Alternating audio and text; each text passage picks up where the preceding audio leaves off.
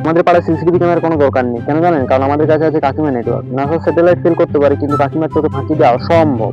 আপনি কয়টায় ফিরলেন, কার সাথে ফিরলেন, আর আপনার বাজারে কত টাকার মাছ আছে, সব ডেটা আমার কাছে সেভ করা আছে। ওদের রেজাল্ট বেরোনোর পর নিজের মা বাবা হয়তো পরে খবর নেই, কিন্তু কাকিমা সকাল 7টা থেকে গেটে হাজির। নিজের ছেলেও তো অঙ্কে গোল্লা পেয়েছে, কিন্তু আপনার জিপিও কেমন 5 থেকে 4.9 হলো সেটা নিয়ে ওনার চিন্তায় রাতে ঘুম হয়। বাহ, ওনার ভাবখানা এমন যে আমি বড় হয়ে চাকরি পেলে প্রথম মাসের বেতনটা মনে হয় ওনার অ্যাকাউন্টে পাঠাবো।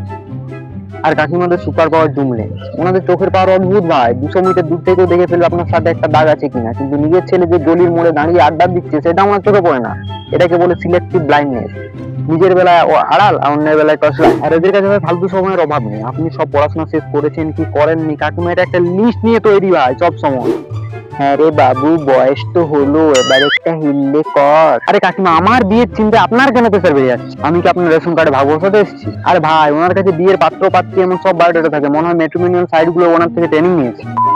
আসলে কাকিমারা না থাকলে পাড়াটা একদম পানসে হয়ে যেত। কার বাড়িতে ঝগড়া হচ্ছে, কার ছেলে প্রেম করে ধরা খেয়েছে, এইসব ব্রেকিং নিউজ দেওয়ার জন্য তো কাউকে লাগবে। কাকিমা, আপনি আমাদের পাড়ার সেই অফিসিয়াল নিউজ চ্যানেল যার কোনো সাবস্ক্রিপশন ফি লাগে না, শুধু একটু ধৈর্যই লাগে। হ্যাঁ, এই ভিডিওটা শুধু এন্টারটেনমেন্ট পারপাসে বানানো। পাড়ার কাকিমাদের সাথে বাস্তবতা বেশি মাঙ্গা না নেওয়াই ভালো, কারণ দিনের শেষে ওনারাই কিন্তু মায়ের কাছে গিয়ে আপনার নামে নালিশ করার সাহসটা রাখে।